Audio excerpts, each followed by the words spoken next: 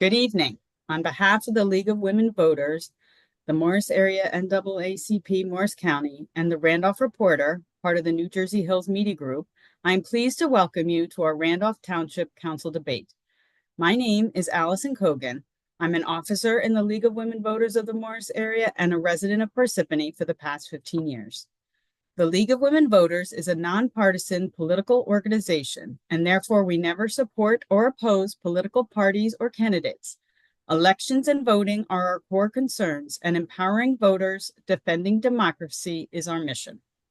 We are committed to providing fact-based information about issues and positions candidates take on those issues to help voters make their own decisions and participate in the electoral process. Membership in the League is open to all ages and gender identities. We welcome volunteers, whether or not you are a member. With 100 years of experience, the League is one of America's oldest and most trusted civic nonprofit organizations.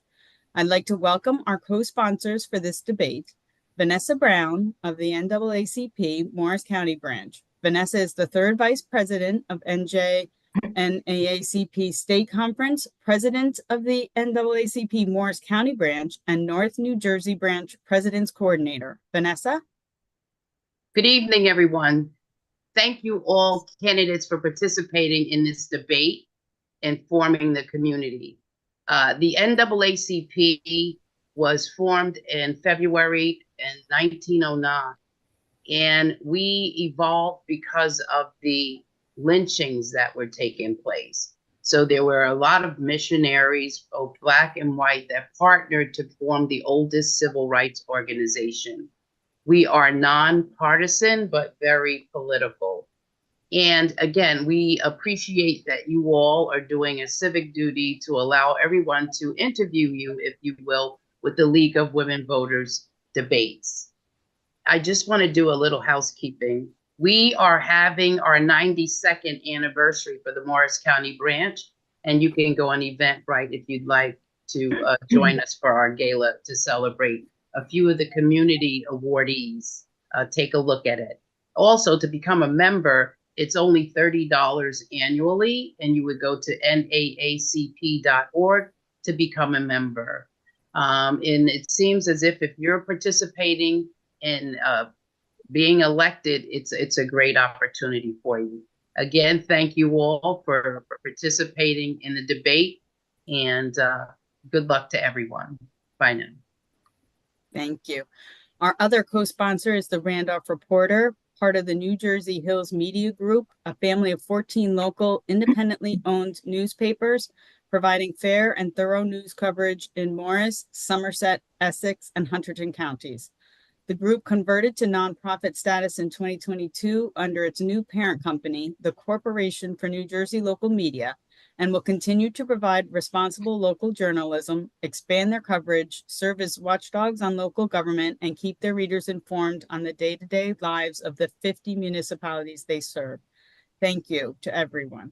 We encourage everyone to go to vote411.org, a one-stop site for information on all aspects of voting in New Jersey, including statements on the issues from your candidates.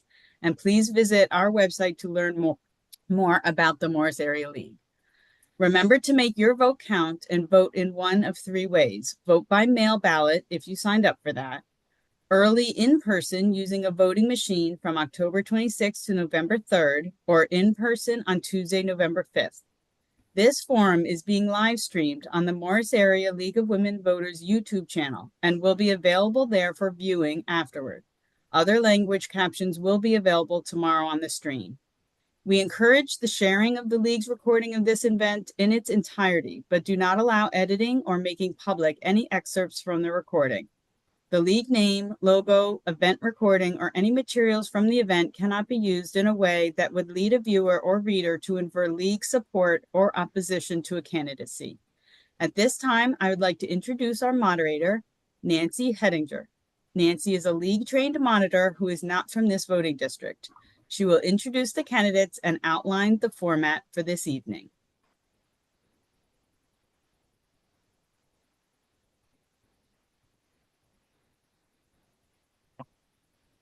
Can't hear you, Nancy.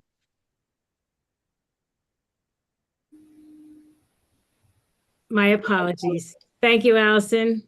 And welcome to the Randolph Township Council Candidates Forum, which is being live streamed, as Allison mentioned earlier, on the League YouTube channel.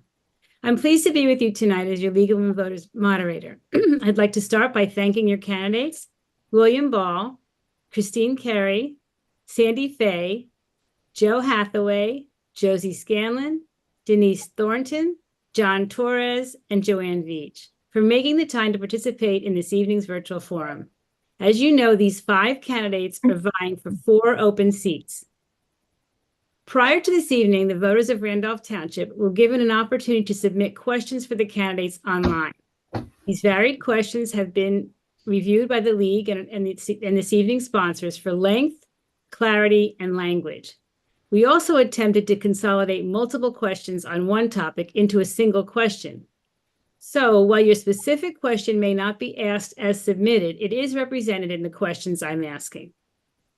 The format for this evening's debate is as follows. This forum will be divided into 3 parts. First, each candidate will deliver a 1.5-minute opening statement. The opening and closing statements will be given in alpha order, with the opening from A to Z and the closing from Z to A. Following opening statements, I will begin the question and answer portion of this evening's forum. Since there are 8 candidates and several questions we'd like to get through, we have divided the candidates randomly into 2 groups of 4. Let's call them Group A and Group B. I will ask the 4 candidates in Group A the first question from our list, and the candidates in Group B will be asked the second question, and we'll go on in that way. Questions have not been shared with the candidates in advance. The candidates will have 1 minute to answer each question.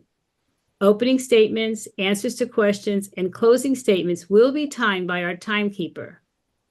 Our timekeeper will give a 30-second warning, followed by an alert when the time is up. At that point, candidates will be allowed to finish their sentence, and we will move on. Time limits are strictly enforced. After both candidates in a group have responded to all candidates in a group have responded to a question, they will be offered the opportunity for a 30-second rebuttal for that question. Following the Q&A session, each candidate will deliver a 1.5-minute closing statement. And now we will begin with the opening statements, and we're going to start with William Ball.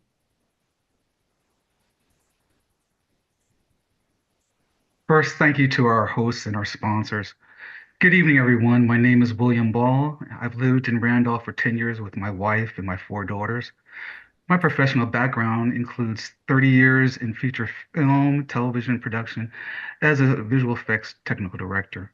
Along with volunteering in local and professional programs, I've devoted my life to serving in the church under many roles, including as deacon and now a chaplain in training. I'm running for town council because I believe in the power of community and the importance of bringing fresh perspectives to our local government.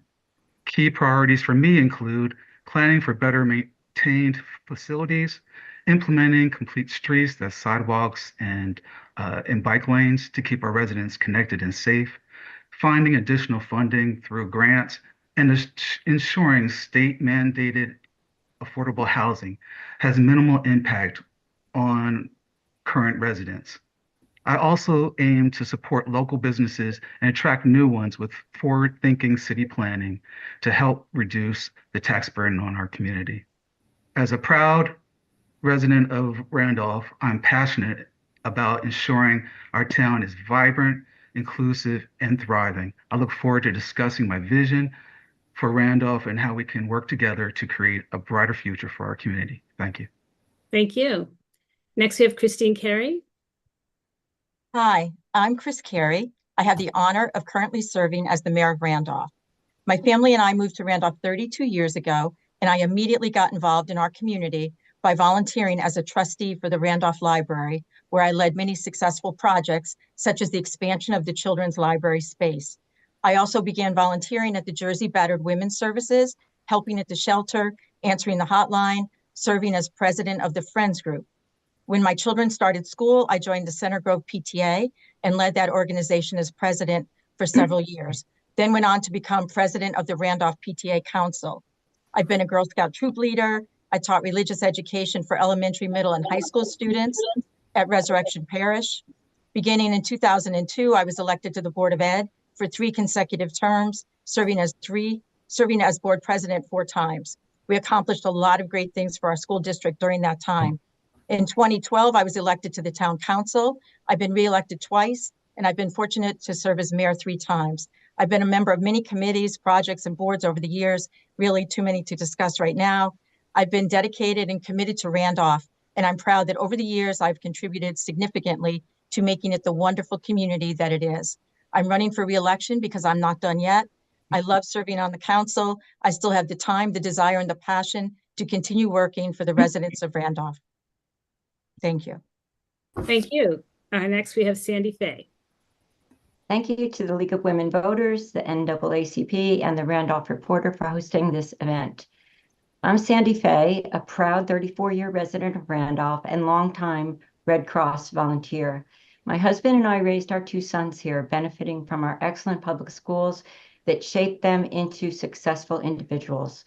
With 28 years as an IT professional controlling multi-million-dollar budgets and hundreds of team members across the globe, I bring strong leadership, strategic planning, and financial management skills to the council. I volunteered for 5 years with the American Red Cross, leading a disaster response team and a veterans transportation program, which deepened my commitment to community service. Randolph is a great town with great people, but we can do better.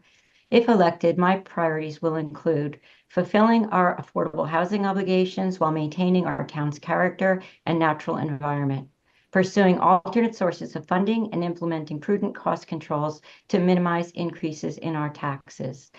The Village Center concept for Mount Freedom has been abandoned by this council. I aim to revitalize this and other vacant commercial spaces to create vibrant, walkable areas that attract businesses and increase our property values. I understand the challenges we face and am committed to thoughtful, inclusive leadership. Thank you. Thank you. And next we have Joe. We have Joe Hathaway. Thank you, Nancy. Hello, Randolph. I'm Joe Hathaway. I'm currently serving as your deputy mayor, and I'm asking for your vote this November to continue serving as Randolph council member. My reason for serving is simple. Like so many of you, my wife and I chose Randolph to raise our family, to be the place our children will always know as their hometown. And today, I'm proud to serve on our council and represent the growing number of young families who also chose Randolph as their home. As a council member, I have been relentlessly focused on the local issues that help preserve and enhance our quality of life, because I want to make sure that the next young family that chooses Randolph in 5 or 10 or 15 years can choose Randolph for the same reasons that our families did. Now, to do that, I want to continue our proven leadership and the steps we've taken over the past 2 years that I've served of fiscally sound budgeting, improved communications, environmental stewardship, and engaging more residents in our programs. Professionally, I've spent more than 15 years of experience both in state government and in the private sector, so I know how government works and how to get things done, but I also bring a sense of innovation, entrepreneurship, and action to our work here in Randolph.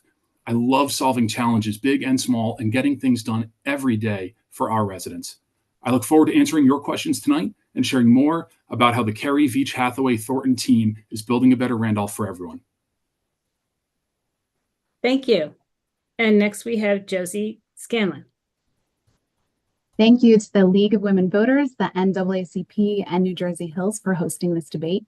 My name is Josie Scanlon, and I am running for Randolph Township Council to put strong, proactive leaders in our local government.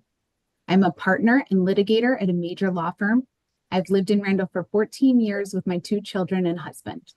I created a nonprofit in town called Kinder, which stands for Kickstarting Inclusion for Neurodivergent and Disabled Residents. We support over 600 families who have autistic and disabled family members. I started this when my autistic son was denied accommodations in our programming right here in Randolph. I knew there were other families like ours who needed support and were not being heard by our town council, so I took action. With Kinder, I've started Randolph's first inclusive track team, made big town events more inclusive with a sensory tent, host support groups and speakers at our library every month, and partnered with local businesses like our Randolph Y and Randolph Athletic Club to have classes for our disabled population. I'm a board member of Randolph Peace and a court-appointed special advocate for foster children in Morris County. Through all of my tireless work, I have demonstrated my dedication to making positive changes in our town and commitment to listening to the voice of every resident. As a lawyer, I will use my strong advocacy skills to fight for Randolph and make sure we're building a better future for everyone. Thank you. Thank you. And next we have Denise Thornton. Hello, I am Councilwoman Denise Thornton, and I was appointed to the council in May of 2024. My husband and I have lived in Randolph for 16 years. I've lived through service to others my entire life and have focused on the safety of the residents of Morris County over the last 23 years. I've risen through the ranks of the Morris County Sheriff's Office to Detective Captain. I currently oversee the Criminal Investigations Division, to include the Crime Scene Investigations Section, also known as CSI, the Crime Lab, and the Evidence Section. Additionally, I'm an agency public information officer. I offer my time and services by volunteering in town. I'm the current president of the Randolph Library's Board of Trustees, and I'm so proud of the beautiful library full of resources and programs that we offer. I'm vice president of the Ironia Fire Company 4's Ladies Auxiliary, where my husband has been involved for the last 14 years as a fireman and past president. I'm a Randolph recreational boys basketball coach and a lector at St. Matthew the Apostle Church. The most important hat I wear overall is being a mother to our two children, Jason 14 and Elizabeth 10. As a family, we've been active in the schools, recreation programs, and using parks in town and frequenting local businesses. I'm proud to serve and represent the residents of Randolph Township. Thank you. And next we have John. I'm sorry, Thank John you to the Torres. League of Thank you to the League of Women Voters and the NAACP for hosting this debate. My name is John Torres. I'm a father of two teens attending Randolph High School. I moved to Randolph with my wife, Nicole, 11 years ago. I'm a family physician and I've been a committed scout leader here in Randolph for the last 8 years, where I've served as den leader, cub master, and assistant scoutmaster. I've also volunteered in town working with children to help them achieve their potential. Like many residents, we moved here for the schools and the quiet, welcoming community. We've been able to enjoy many aspects of our town over the years, but I've realized that what makes Randolph a great town to live in really doesn't have anything to do with our council. It's because of our residents. Residents who've established groups to address neglected aspects of our town, groups that arose in response to the council's lack of leadership. I'm running to provide the leadership that Randolph needs, proactive planning and cooperation to actually deliver on the promise of a downtown, revitalizing our aging storefronts and vacant lots, purposefully celebrating and bringing together all the diverse communities that make our town great, reforming our town finances to reduce waste and provide local government that's more responsive and more engaged with our residents. I believe that together, we can make Randolph exceptional, and I hope you'll support me and my team this election and over the coming years to move Randolph forward. Thank you. Joanne Veach. Yeah, everyone. I'm Councilwoman Joanne Veach. It's been an honor to serve Randolph as a mayor, deputy mayor, and a councilwoman for over 13 years. I've lived here for 30 years, and I've served this community in so many ways. I have been on 11 boards and committees, including the Planning Board and the Zoning Board, both very important to this town. And I've also served on several sport booster clubs and church activities. I'm retired from PricewaterhouseCoopers, also known as PwC now, after 33 years with them. I have had my hand in many of our township successes, including Veterans Community Park, where I spearheaded the largest municipal community garden with 168 beds, and we also have a wait list. I brought Alive at 25 to Randolph's parents and students, and I also brought it to the state of New Jersey, and I was awarded by the governor the Volunteer of the Year Award. Many of my ideas have been brought to life, and I feel that our residents have greatly benefited from my ideas, my vast experience, my passion, my years of service, my teamwork with my colleagues and township employees, as well as relationships among our state, county, and local elected officials. I seek to continue serving all the residents of our community, and I will always be guided in my decision-making as what's best for Randolph Township and its citizens. Thank you. And that brings us to the Q&A section of our evening. And the first question is for Group A is going to go to first to Christine. And the question is, our property taxes are becoming unaffordable. What will you do to contain costs in the township? Do you support using the surplus to reduce taxes? Sure. I'm sorry, you said to me, right? I'm sorry, Christine? yes. Okay. Absolutely. Everyone is concerned about taxes, property taxes in Randolph. One thing I think that people aren't very clear on is that only 20% of your tax bill goes to Randolph Township. 70% goes to the schools, 10% goes to Morris County. So I always try to make sure that people understand that their tax bill, only 20% stays in Randolph. And for that, they're getting tremendous value. The council, I've been on the council now 12 years. I've sat at the budget table for 12 years. I know that we are very fiscally conservative. I know that we do everything we can in our power to reduce taxes. And we had no tax increase, for example, at all for 6 years from 2017 to 2022. Absolutely no tax increase in municipal taxes. If you look at the last 8 years, the tax increase was 0.5%. So according to data from the New Jersey state website, Randolph municipal taxes are one of the lowest in the county. As a matter of fact, I think we're 28th out of 39 Morris County municipalities in terms of what we pay in municipal taxes. Residents, pardon me? Thank you. Thank you. That brings us, Sandy. Property taxes do remain the biggest concern for residents in our community. Cost control is right in my wheelhouse. I manage multi-million-dollar budgets in a company that was extremely cost conscious. You need to look at the biggest drivers of costs that you control and think outside of the box to find cheaper solutions. We can start by renegotiating contracts that haven't gone out to bid for a while. But the biggest bang for the buck is on the revenue side. Homeowners currently bear 82% of our property taxes. Towns that have lower tax rates than us have managed to move the dial by attracting and retaining more businesses. This is where we need to focus. Moreover, we can seek out grants and invest in a dedicated grant writer to pursue additional funding sources. We can create a balanced approach that eases the burden on homeowners while fostering growth in our community. Thank you.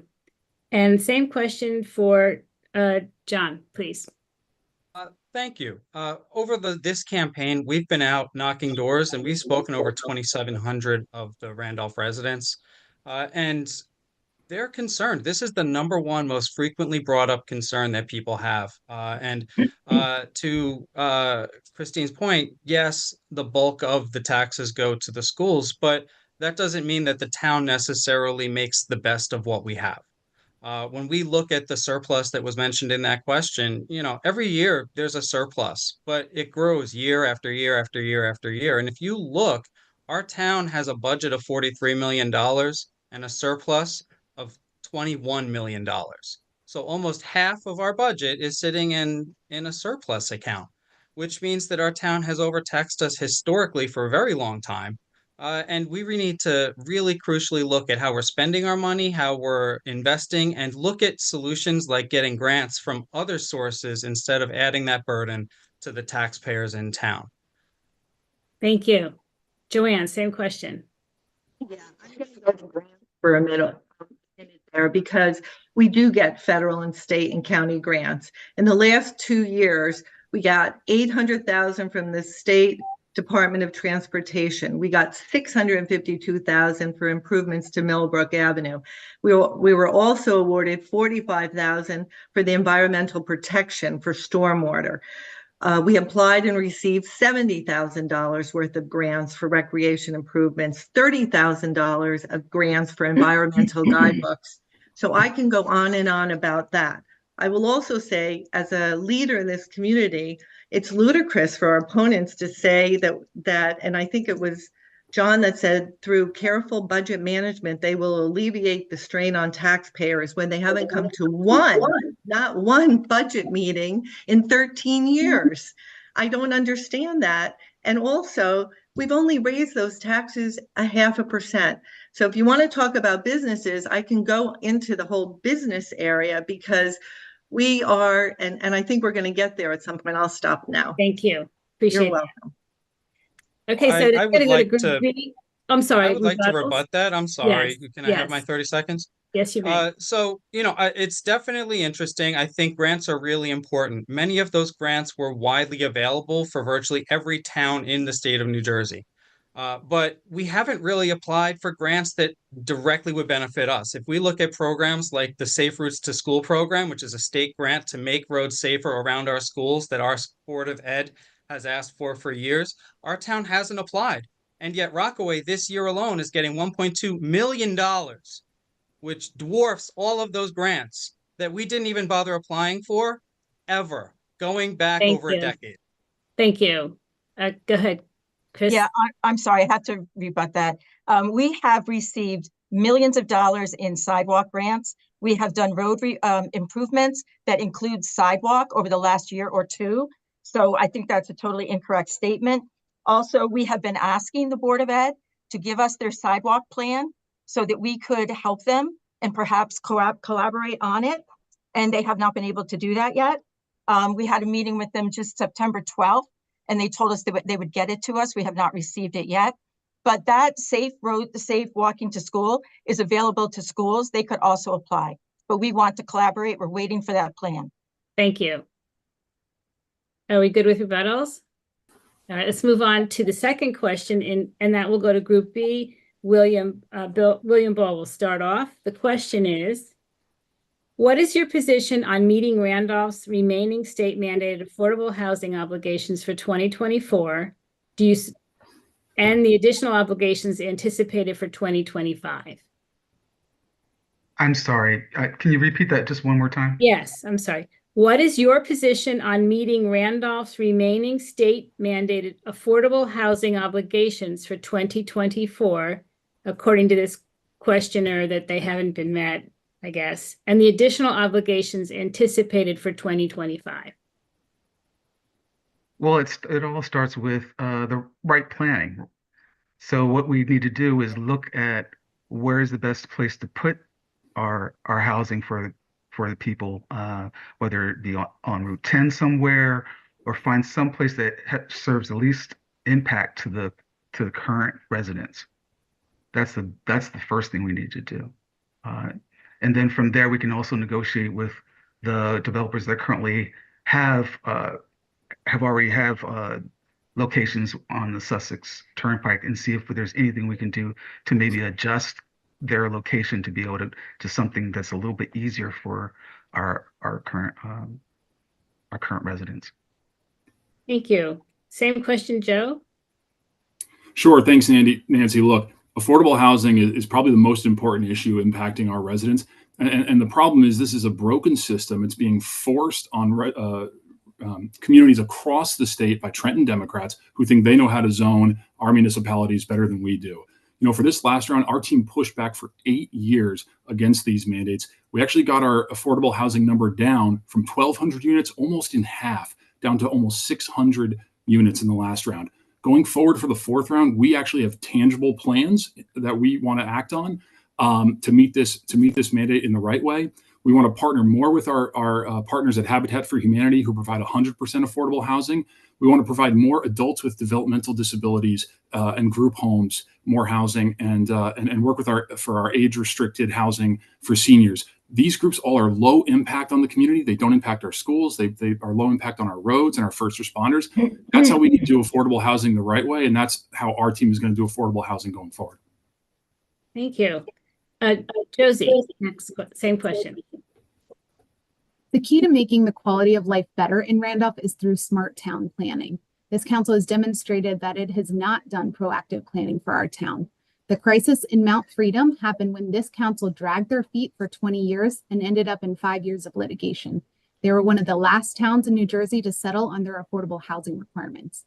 Because they backed themselves into a corner, The result was nearly 500 units going into the Mount Freedom section of town at an intersection already plagued with bad traffic. They will also be clear-cutting forest in an environmentally sensitive area near protected streams in order to erect these multi-story developments. While I agree with fighting the numbers of units that made up our obligation, our number was never going to be zero. So they should have fought to decrease the numbers while still planning ahead. For the next round that begins in 2025, we'll have a comprehensive plan that prioritizes smaller projects with smaller footprints. And we'll take the fight to Trenton to push for amendments to new affordable housing law so that it's better for our municipalities. Randolph deserves leaders who will make smart decisions and fight for their future. Thank you, Denise. Same question? Thank you. To say that we backed ourselves in a corner, not true. Everything that the council does is working for the residents of the town. We're not going to sit back, understood that it is a mandated thing, but we're not going to sit back and say, yep, you can do what you want. You can build a 7-8 story, facility that's all gray with, no landscaping or anything like that. That's not what we're doing. We are actually working for the town and residents of Randolph. So that's not true in saying that. And everything that Joe has said too, you kind of took everything from me, Joe, but it's very true in that we are working for the town with that. We're going to fight for the residents. We're not just going to sit down and say, yes, yes, yes. It has to be done right. It has to be done correct. And with that, we are for affordable housing. Everybody has the right to live somewhere in New Jersey. It's expensive. We all know that. Thank you. Thank you. Any rebuttals? I have a rebuttal. This is a rebuttal to what Joe was saying. He says that they have a plan, a tangible plan going forward. That's completely different than the plan that ended up what happened with these 500 units in Mount Freedom. So I say that we need to trust the history and what they ended up doing and completely bungling what happened with the affordable housing requirements. And we need new leadership who's going to take us into the future with a smarter plan. Thank you. I'm Sure. going to stay within groups. I'm sorry, Chris. Nancy, yeah, if I can just have a moment there. I think it's easy to talk about, mishandling and bungling issues when you don't take the time to actually come to council meetings and educate yourselves on the issues. That's going to be a problem you're going to see from our opponents, I think, throughout this debate. The fact is that the way affordable housing works is if a property owner decides they want to build affordable housing, you have the fair share housing, the state and the judge on one side of the table, and the township on the other. The system is broken. It starts in Trenton. It starts with their party. We can fix it by doing it the smart way that we just talked about. Thank you. Any other Group B rebuttals? William. I would just say with that, it's common sense. We're talking about coming up with plans that work for our town. We're not worried about this idea of being forced to with 15-story buildings. That's within our control if we plan ahead. If we go ahead and come up with plans for the affordable housing, then when we're given that mandate, it's under our control already. We've already figured out how we can place it and where we can put the people. Thank you. Okay, I'm going to go on to the second question for Group B, third question overall. And Joanne, you'll be the first to answer this question.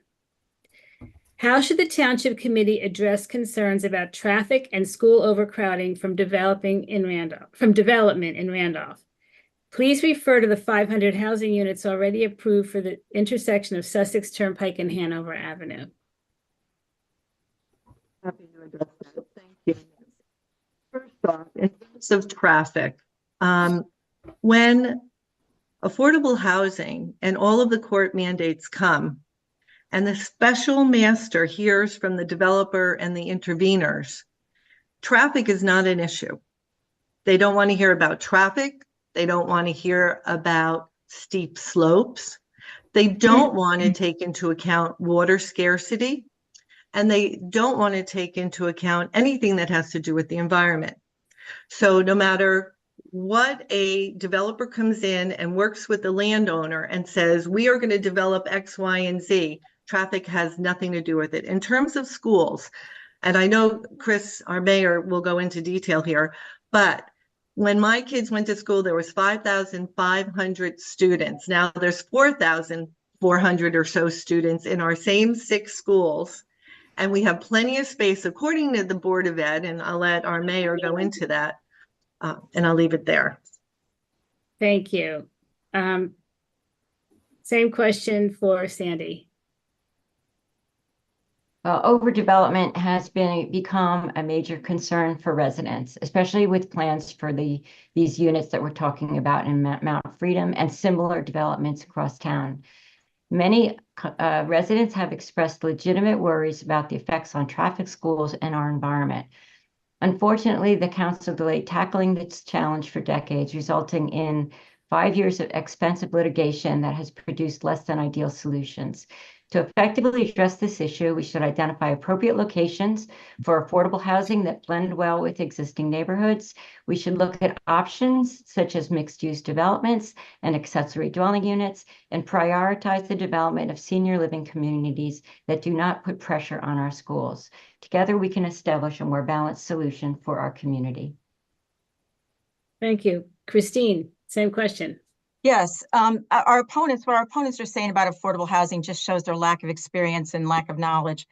We did not delay anything. We fought ferociously. Everything you're bringing up, we fought, and the courts are not interested in hearing that argument. They have a number they want to meet. I met with Superintendent Fano and the Board of Ed a month ago. They told me their very own studies show that they are expecting 100 more students in the schools over 13 grades from the affordable housing. So they're not expecting a big impact on the schools. As Councilwoman Veach said, we have schools built for 5,200 when my kids were there. There are 4,300 now. Ms. Fano told us they could absorb the 100 students. They're not looking at affordable housing as a problem at all for the school district. The courts are not interested in hearing our problems. They're interested in meeting a number. We do not get to pick where those developments go. The developers get to say, here's my property, I want to develop it. We say, no, we don't want it there. The court says, put it there. Thank you. Thank you. Do we have any rebuttals on this question? I never actually got to answer the question. But you're not, wait a minute. I think you said Group B, but you started Group John. A. I skipped right over you. I am so sorry. That's all right. I'll back clean up. Not a worry. So I think that this is an important question, and it does kind of highlight the difference, right? The town council and the schools do not directly control one another. And at best, we try and work together as best as possible. But it does highlight a problem. You know, the council is going to say we can't control things, but the reality is when it's the 11th hour, you can't control things. When you don't have any other alternatives, when you haven't zoned or created opportunities that are appealing, you haven't tried to work and actually drive and make incentives that people are willing to build in other areas where we could get more credits, then you're going to have a problem.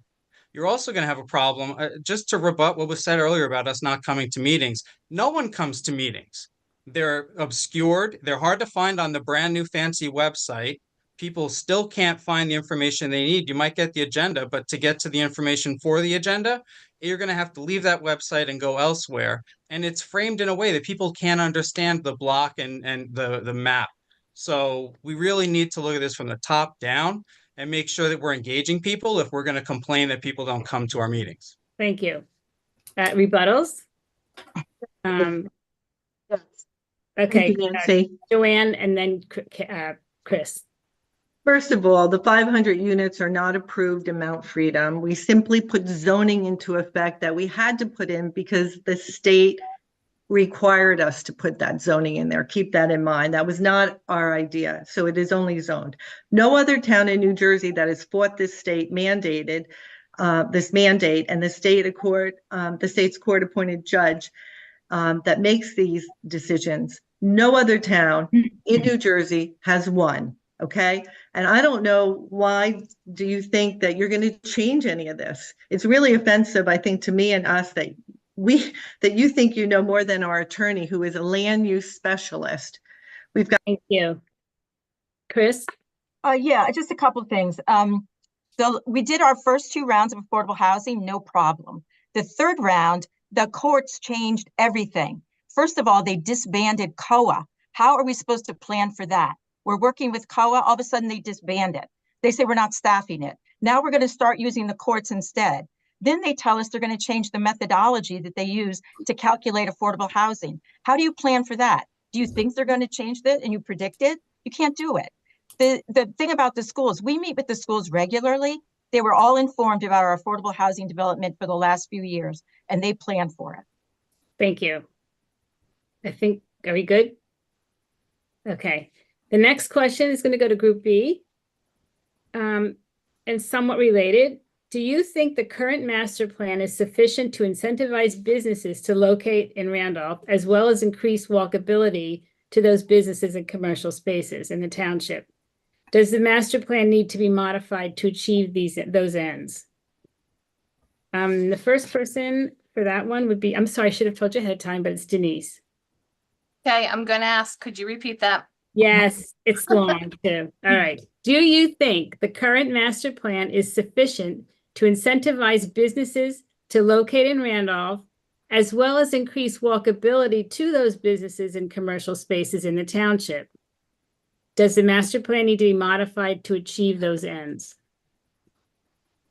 So as with the businesses, we do incentivize to have businesses come to Randolph. Randolph has one of the lowest commercial real estate vacancy rates in New Jersey. The commercial real estate property values have increased by 6% in 2024. It has prime commercial properties that are in demand and going into bidding wars.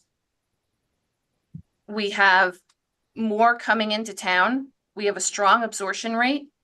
If a business leaves, vacancies are refilled within 4 to 6 months, some within weeks. We do have a strong incentivized plan for businesses coming in. EDC is strong and moving. They've published a coupon book. They're there to help the businesses opening up. They've established a website. They offer opportunities to businesses, including ribbon cuttings and just getting their businesses out there, promotions. Yeah, we have done well with that. Thank you. Thank you. Josie, same question? Making the quality of life better in Randolph is through smart town planning. And we can see that this town council has been complacent when it comes to planning. They have failed to deliver on the town center that we've been promised for years. And their lack of town planning is most apparent in how they messed up the town's affordable housing requirements, essentially kicking the can down the road for 25 years. And now we have almost 500 units going up in Mount Freedom. Their lack of planning shouldn't be our residents' crisis. When elected, we will create a more interconnected community with more sidewalks and places to gather, redevelop dilapidated spaces like those in Mount Freedom and on the lot in Route 10, and aim to create that town center that we all want.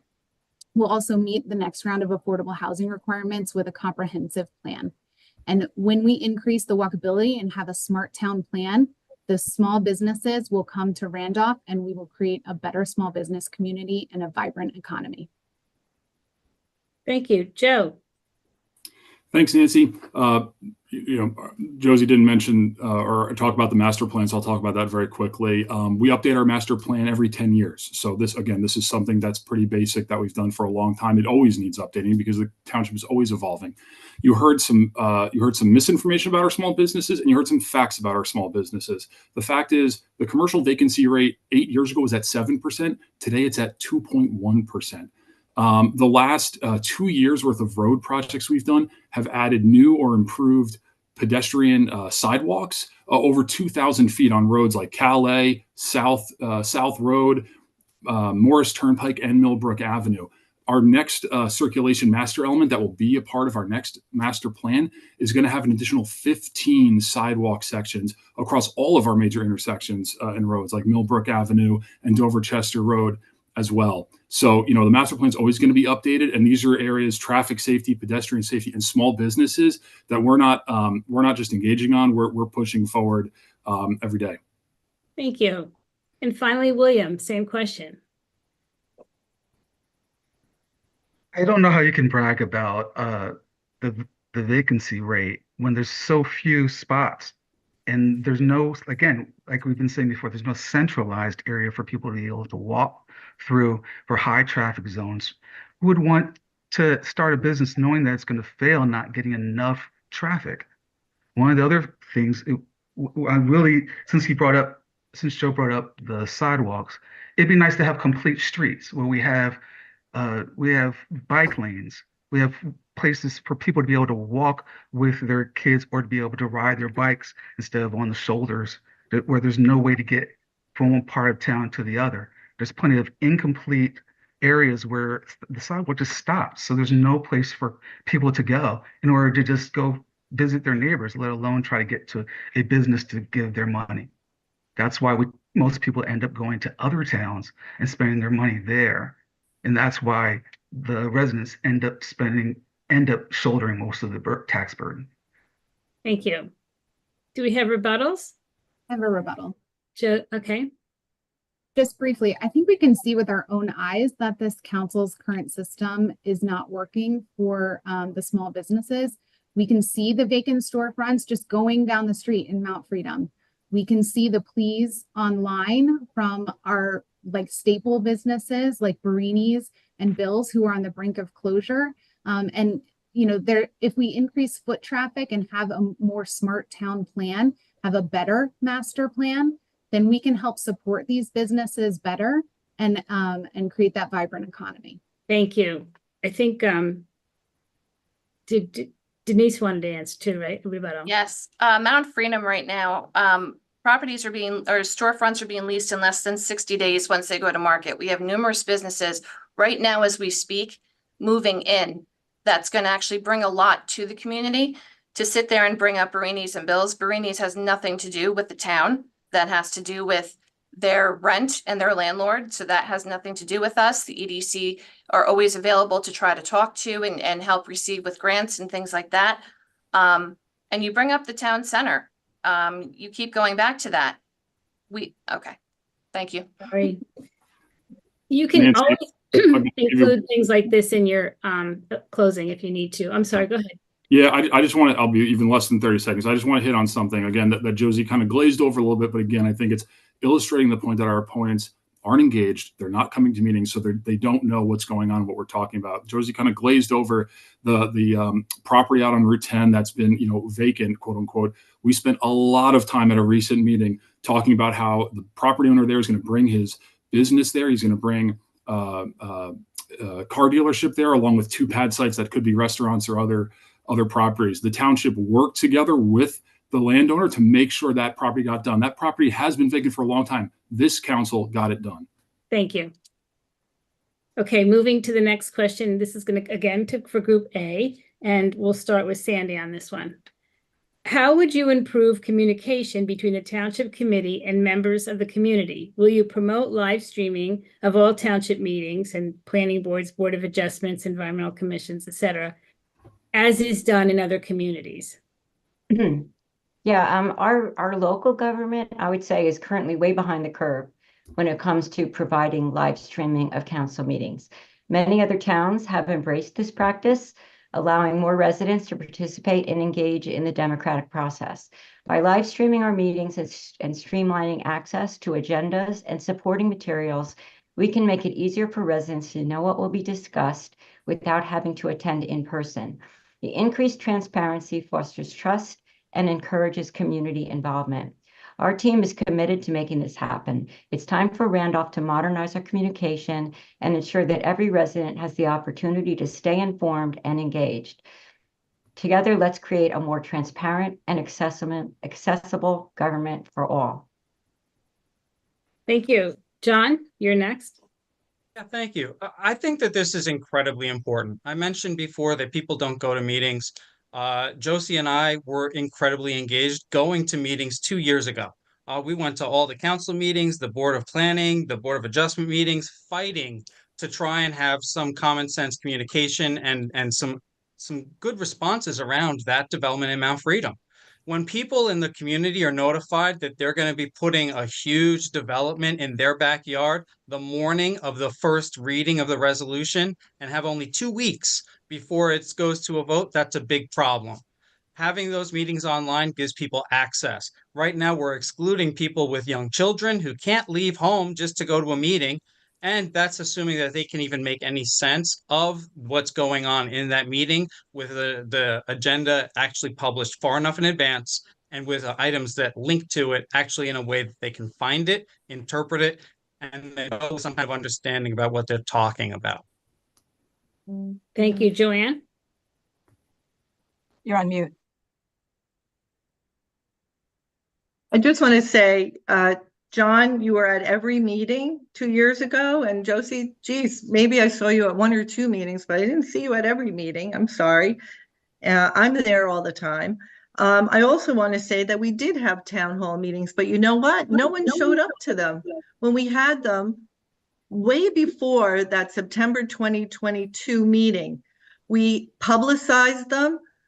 We sat there, you know who came? Developers, people that wanted to put up things, and we have no control over private property. I'm not sure if you guys understand this, and this is the miscommunication and being so naive and inexperienced in this. I just don't get it. If somebody owns a piece of property, they can put up and do whatever they want with it, you know, and we can't say, oh, well, we think this is a better place for it. We can't tell them that.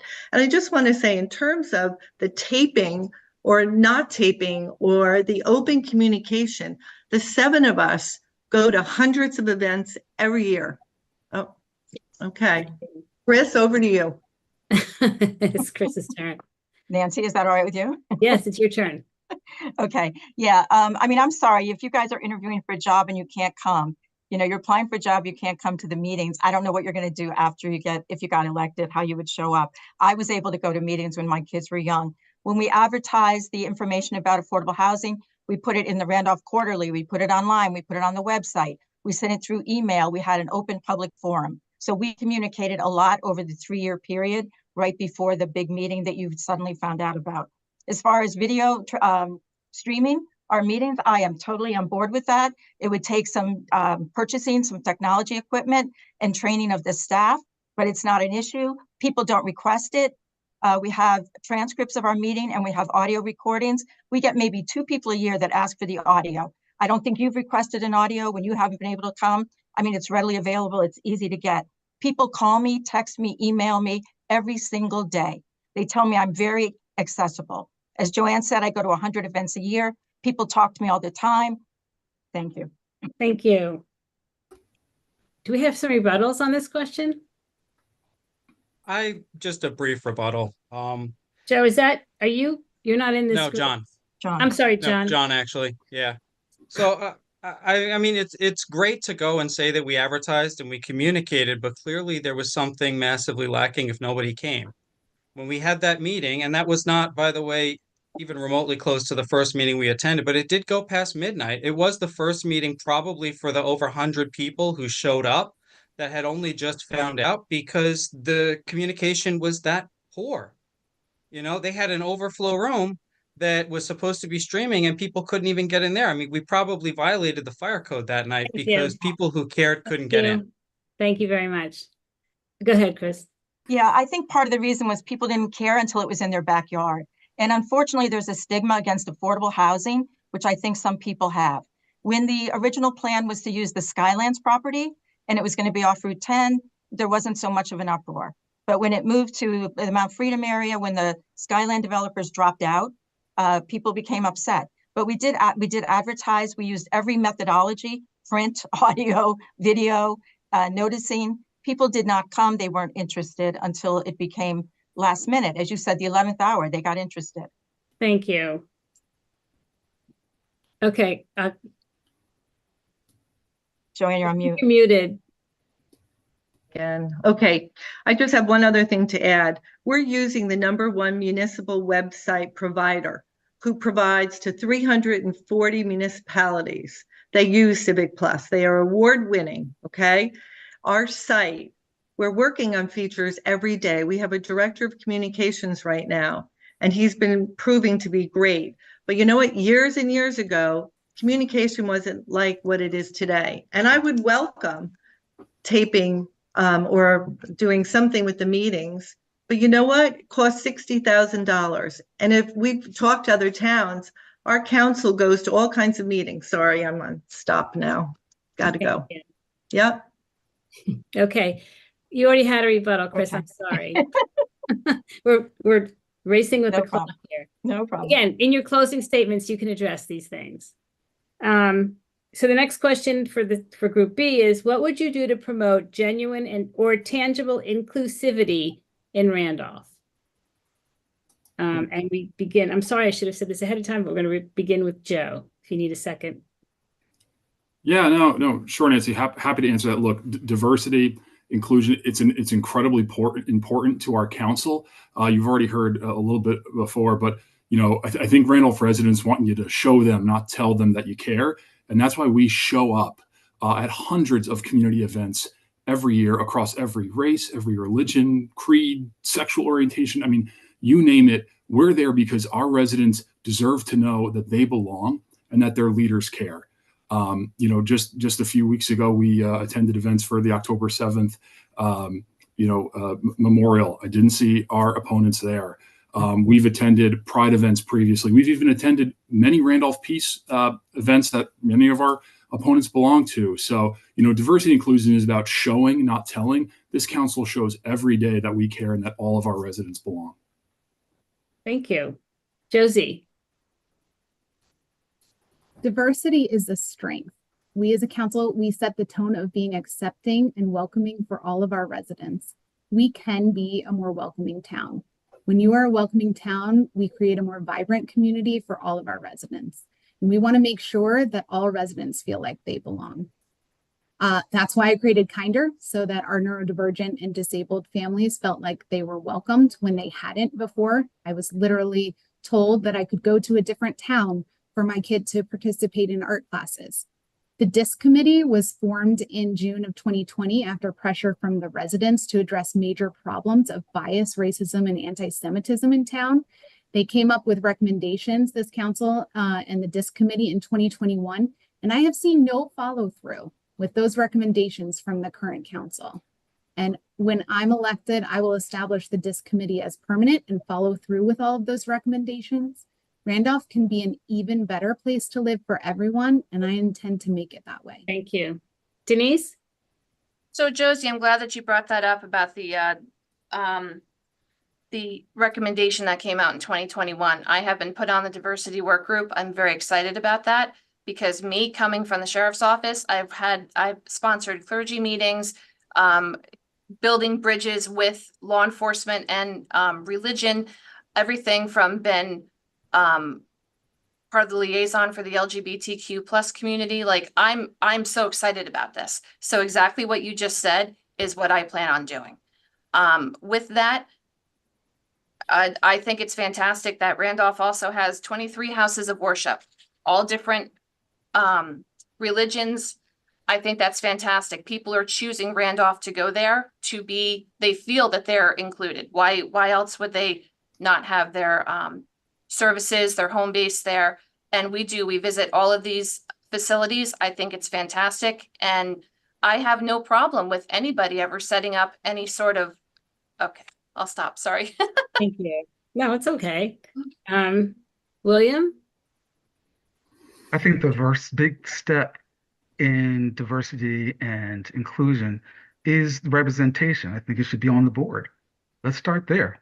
Many of the people that are a part of our team have been behind the groups that our opponents are saying that they take photo ops at and have come to. We're the ones doing the work. We're the ones creating those groups. We're the ones setting up the tents and meeting with the people and doing the actual work and coming up with the ideas or even seeing the problem in the first place. So that's how we get started. Look at people who are actually really doing the work and not just there for pictures. Any rebuttals? Okay. You're on mute. I'm sorry. Joanne, it's the other group. It's the other group. It's Denise. Yeah. Okay, go ahead. Can I go? Yeah. So I'd really like to know, William, setting up the tents, being volunteers. How many volunteers do we have throughout the town? Between recreation coaches, every single organization we have. There are so many of them. I love that. There's never a bad thing about that. I've been a volunteer for over 15 years at this point. It doesn't, I just because you're a volunteer doesn't mean you have to be on the council type thing. But and I love that though. I love that Josie did start kinder. There's nothing wrong with that. We don't look down on that at all. I think that's fantastic when our residents do that. Thank you.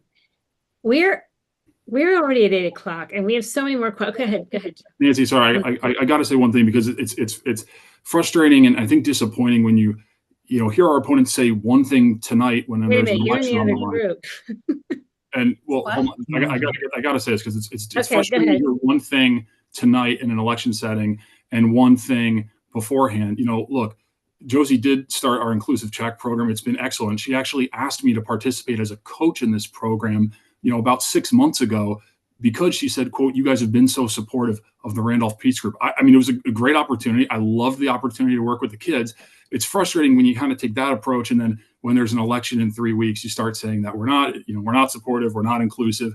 It's just something that would give me grave concern as a voter when I'm making. Forgive it. I mean, you really shouldn't be responding to their question. I'm sorry, but No, he's in our group. That was our question. That was our I What was feel your like I need to question? respond to that Mhm. because that was almost a personal attack. You've had a rebuttal, correct? You can address it in your closing. I'm sorry, we are out of time. I apologize. But I for haven't had the Go ahead, rebuttal. Josie. He was Go from a ahead. different group.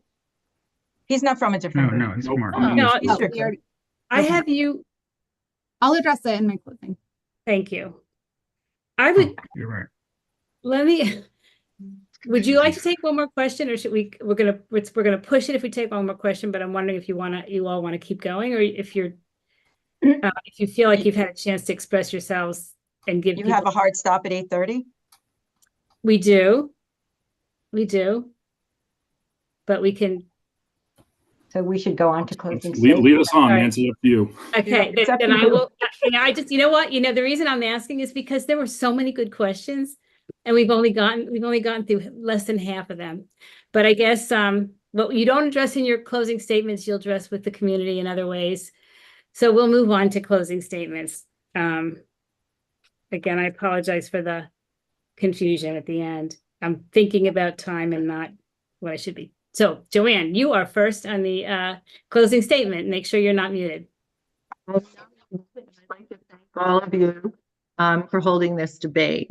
I just want to say my record speaks for itself. I can go on and on about the thumbprint I have on this community and the ideas that have been brought to life, my ideas and my work with my colleagues. I also want to say that it's really clear that Randolph is moving in the right direction. We can all see improvements. Our parks, our trails, 16 miles of trails, and our quality of life. Roads are being resurfaced. Winter storms, the snow, it's cleared quickly and efficiently. We have the nuts and bolts of the town. We pick up the garbage, the recycling. This council looks at ordinances and resolutions. And I'd have to say, if you don't follow, any of you guys, you should ask questions. You should call. None of you have ever called me and said, "Hey, what does it mean, block and lot?" Or "Why are you doing this resolution?" None of us have heard from you. But I will say that through sound financial planning and prudent use of our cash reserves, and we don't have 20-some million in our fund balance, by the way, we have maintained a AAA bond rating. Our economic outlook is bright. Randolph's in great shape, and with our leadership, will improve it even more. And I have to say, a local journalist just wrote, "Randolph is a great town, so why change local leadership?" I think that's a great quote. So I ask all the voters out there to please consider voting for us this year, our team. And if you have any questions, please ask. Our numbers are out there. Thank you so much, Joanne. John. Thank you to everyone who made tonight possible. Nancy, the League of Women Voters, our opponents, those watching from home. You've heard how our vision and plans to move Randolph towards the future differ from the status quo. Randolph is a great place to live. It has been since I moved here. But what makes Randolph such a wonderful place to raise a family, participate in sports and community group events is the people who live here. Residents make Randolph a place worth living by volunteering to coach soccer and basketball, by helping teach Randolph Scouts about the outdoors and being responsible stewards of the paradise that we call home, and by founding organizations like Peace and Kinder to overcome racial, ethnic, religious, and ability differences. providing accommodations to residents to play, compete, and achieve the best of their abilities. These are the ways that residents make Randolph great. The people who see the gaps in the community and make solutions to fill them, enriching every resident's life along the way. That's the vision we have for serving on council, to support those endeavors with more than a photo op.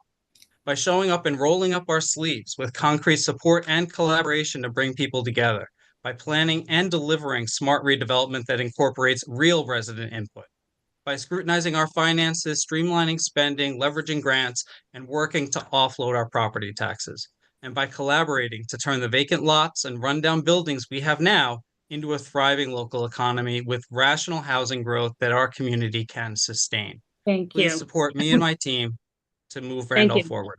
Denise? Thank you. I would like to thank the organizers for this opportunity. I am more than a photo op. I'm a very proud first responder, and I'm going to make that clear. Safety and service is natural to me and my family. My background, education, volunteerism, and profession put me in a position to bring solid representation for the Randolph community. As a council member, I prioritize on the safety of Randolph to include residents and the first responders. I listen and act on the concerns of the individual residents, business owners, and the community of Randolph as a whole. My goal is to uphold Randolph history and to continue to make it the best place to live, work, raise a family, and retire. I'm fully committed to the betterment of our community and people. And since coming to the council, I have prioritized this position along the same lines as I prioritize my family. Like so many of you, I love Randolph. I've loved these past 5 months on the board, spending a lot of time learning, but also talking to people, finding out about their passions, and helping the residents. A team has to have intelligence and cohesion to effectively lead together. This is what I have with my fellow candidates, Mayor Carey, Deputy Mayor Hathaway, and Councilwoman Veach. We would be honored to have your support to continue serving and building a better Randolph for everyone. Thank you. Thank you. Josie, you're closing. When this council failed me and other families like mine by not having any programming or activities for my autistic son and telling me, sorry, perhaps there's an art class in Bernardsville, I stepped up and created Kinder to make sure that over 600 families felt like they belonged in our community. When this council failed me and other families in Randolph by not planning to meet their affordable housing requirements, resulting in almost 500 units going up in Mount Freedom, creating a traffic nightmare and impacting the environment right next to my home, I stepped up and I created Citizens for Responsible Development to inform the community about what was happening. I am stepping up again now. We have a grand vision for Randolph with the skills and tenacity to achieve our community's goals for a better tomorrow. Believe me, we are ready to get to work and hit the ground running. Everyone should vote November 5th.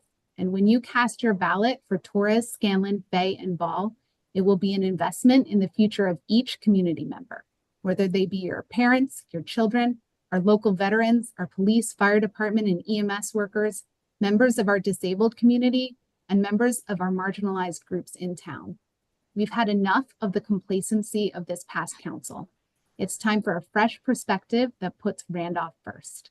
It's time for the proactive doers in town to move Randolph forward. Thank you, Joe. You're closing. Yeah, thank you again, Nancy, to the League of Women Voters for hosting this debate tonight. Thank you to all the candidates for participating as well. You know, look, I want to talk to the voters. I think you just heard two very different perspectives on the state of our community and two very different approaches to leadership. But only one of those approaches is based in experience and facts and knowledge of the issues and tangible plans for the future of Randolph. Look, the next 4 years will be pivotal ones for our community. From how we protect Randolph from the next round of affordable housing mandates from Trenton, to how we create our 10-year master plan, to how we support our volunteer first responders, to holding the line on taxes. There are some big decisions on the horizon for our community, ones that will require experienced, knowledgeable leadership. So the question for you tonight is, which leaders do you want making those decisions? Randolph is truly an amazing community. So to keep it on the right path, we need to elect experienced leaders who know the issues and have a track record of success and new ideas for Randolph. This November 5th, I'm asking you to help us keep Randolph on the right path by voting for the team of Chris Carey, Joanne Veach, Joe Hathaway, and Denise Thornton for Randolph Township Council. Thanks so much, everyone. Have a great night. Thank you. Sandy. Okay, a mentor of mine once told me, you cannot move forward if you're always looking in the rearview mirror. This describes the mindset of our current council. We need a clear vision for where we want to be in the next 5 to 10 years and a strategic plan to guide us there. Unfortunately, our council has become complacent, failing to proactively address the needs of our community and plan for the future. We have a fantastic opportunity to revitalize neglected areas of our town, provide affordable housing for young families and seniors who wish to stay in our community, and improve our infrastructure, all while preserving the unique character that defines Randolph. We need to make Randolph appealing to young buyers in order to sustain our property values. This involves creating attractive, walkable commercial spaces, much like we see in surrounding towns. Each member of our team has excelled in our professional careers and shown a strong dedication to giving back to our community.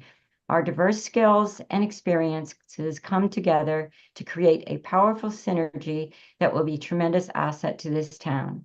So let's keep our focus on the road ahead and embrace the future rather than shrinking from it. In closing, I humbly ask for your vote for our entire team to bring about the change we need. Let's make our Township Council a place for new ideas and fresh voices. Thank you. Thank you. And finally, William, your closing statement? Oh, William, and then Chris, you know what? I'm last. Chris, go ahead. Let the mayor go. Thank you. In closing, I'm asking for your vote to reelect me to the Randolph Township Council. I have been rolling up my sleeves and working hard. I am not a photo op. I have been working on behalf of the Randolph residents for 32 years. I didn't just start 2 years ago when I got interested in a project. I've been working to make Randolph a place that we can all be proud to call home, a place where everyone is welcome, valued, and respected. And I also have a proven track record of success.